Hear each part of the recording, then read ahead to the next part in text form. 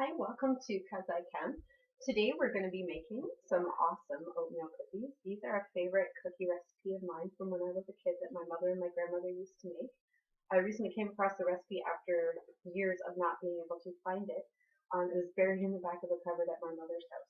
So I wanted to preserve this because I don't want to go another year ever without being able to make these cookies. And the kids are away this weekend, so I'm making a batch and maybe I'll actually get to enjoy more than just one or two. Okay, so today we're going to be making some oatmeal cookies. To get started with, we're going to start by preheating our oven to 400 degrees.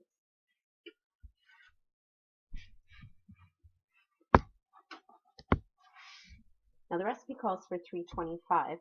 I would recommend that if you want a crunchy cookie, but we're going to do soft cookies here. So we want to bump up the heat so that when we put the cookies in the oven, we can shut the door and turn the heat off and the cookies can just cook using the ambient temperature in the oven.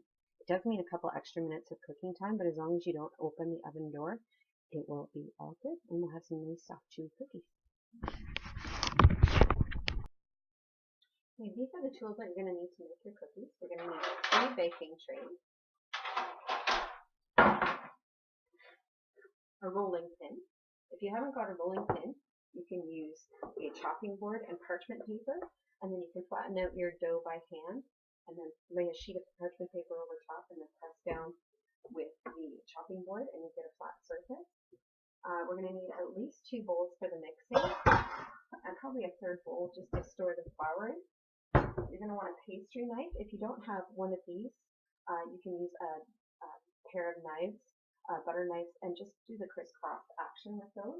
You're going to want a circular cookie cutter.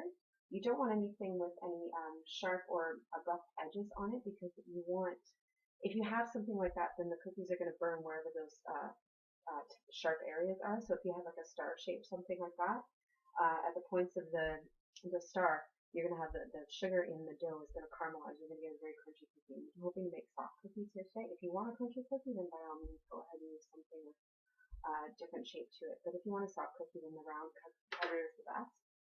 You don't have to use a cookie cutter per se. You could use a bowl with the right size shape to it, or a coffee cup, or a drinking cup.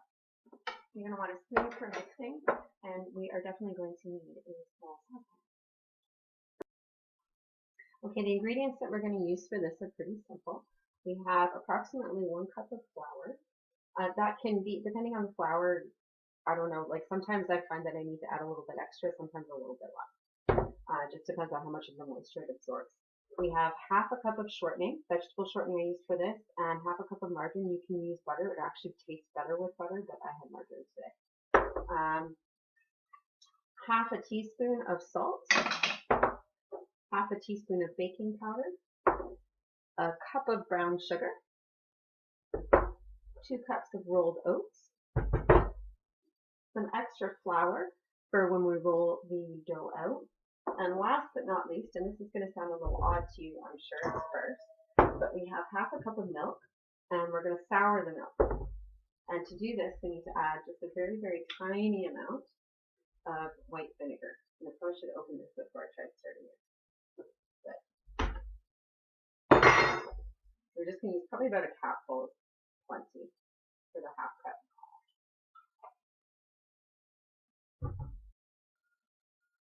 Okay, so we're going to start by adding all of our dry ingredients together. And while we're doing this, I put the saucepan with the margarine and the shortening together on a low heat on the oven just to start melting those because we're going to want it to be a liquid when we add it to this. So we're going to start with our 2 cups of rolled oats, our cup of flour, our brown sugar, baking powder, and our salt. And it's as simple as that.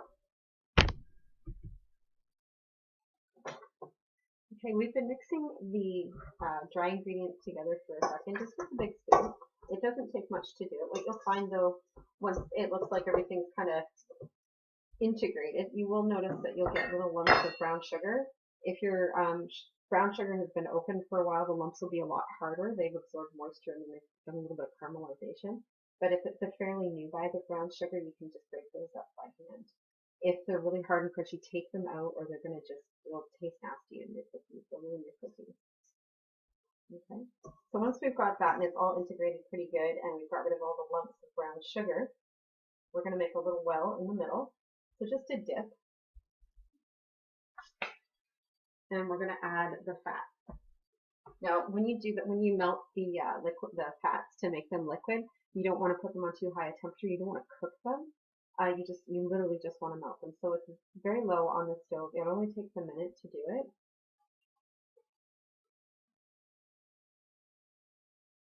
And now you're not going to want to use your hands in this. It's going to burn.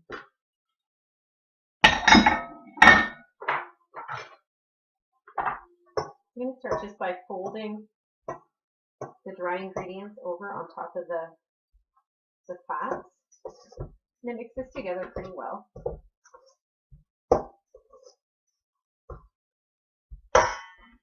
Once we get to about this point, I like to switch to the pastry cutter. I'm not even sure what it's exactly called. I know you use it for making pastry. This also helps to break up a lot of those brown sugar lumps if you've missed any in the dough.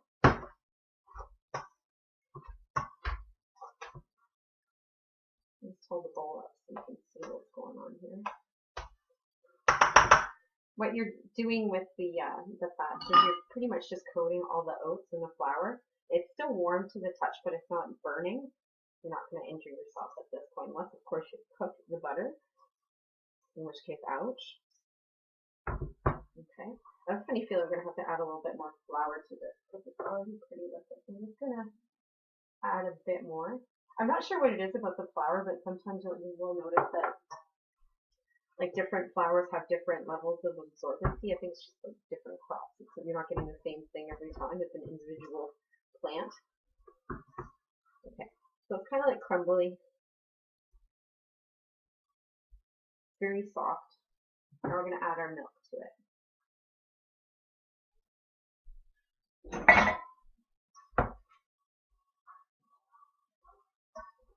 Okay, yeah, this is going to need a bit more flour. So maybe we'll up that 1 cup to 1.5 this time and add all of the extra that we had there.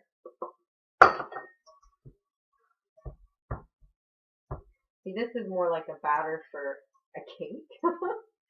So yeah, we're going to have to add more. Okay, so we ended up adding, instead of 1 cup of flour, 1.5 cups, maybe 1 3/4 cups of flour. We now have a really hard ball, like this. It's not sticking to my hand as much anymore. That's a good telltale sign that we're getting close to the right consistency. Because my kitchen's really warm at the moment, or if you're making these in the summer, what you want to do is throw the bowl with the batter in it in the fridge for about 15-20 minutes. And then it'll be easier to roll out. If you don't want to roll it out and you just want to do sliced cookies, another really cool trick that you can do is take the slab like this, wrap it in wax paper into a log, wrap it up, stick it in the fridge, and then after half an hour you can take it out and just slice it into cookies. Okay, our dough has been cooling for about 15 minutes now, and so we're ready to roll it out. As you can see, it's nice and hard. I'm going to start by sprinkling a little bit of flour on our rolling surface. And don't forget to flour your rolling pin too. Otherwise you're going to get all the dough sticking to that. It comes out in one big lump, except of course the little bit at the bottom. Put that on there. Sprinkle a little bit of flour on top. And just start rolling. Now you're going to want to roll it until, well, if you're going to make the soft cookies, you really want them to be fairly thick, but not ridiculously thick. So they are going to raise a little bit in the oven. I'll get it at the right thickness and I'll show you. This is a lot easier to roll out than, say, like pastry dough, which I am useless at making.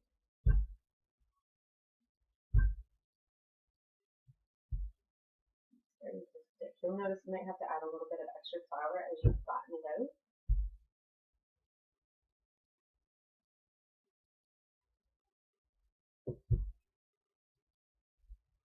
Back there because it's thicker.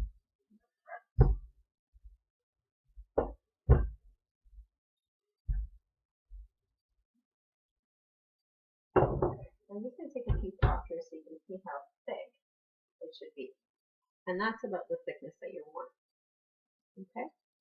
I'm going to eat that piece because it's really good and there's no eggs in it. So with our cookie cutter, we're going to start at the edge because we don't want to be rolling out all day.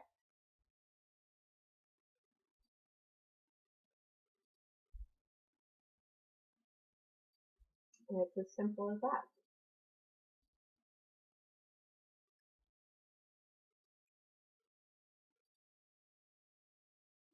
Okay, so we have about 36 cookies, so that's 3 trays worth. We're going to be able to stick all of these cookies in the oven at exactly the same time so that we can turn the oven off as soon as we put them in and just let the ambient temperature inside the oven cook them through. So we set it for 400. It is currently preheated. The light went off on the oven, so we're good to go. We're going to put it in, turn it off, and just leave them be. If you have an oven that heats unevenly, you may find that you need to turn them, the individual trays, so just pull them out and switch them around so that the ones that were at the back are now at the front so they cook a little bit more evenly. But after about 15-20 minutes, they should be cooked through. If you notice that they're browning too much on the top, or they're starting to get obviously overcooked, which is pretty rare because we've turned the oven off, but you may have a hot oven, just take them out and place them on a cooling rack. But by turning the oven off, you should be able to avoid that altogether. If you're putting it in at the 325, you're going to want to cook them for a little less time. 10 minutes will do it, but keep a close eye on them. They could be done in 8 minutes, like I said, depending on how your oven heats through. If you've got a convection oven, you're not going to have to turn them around. There you go.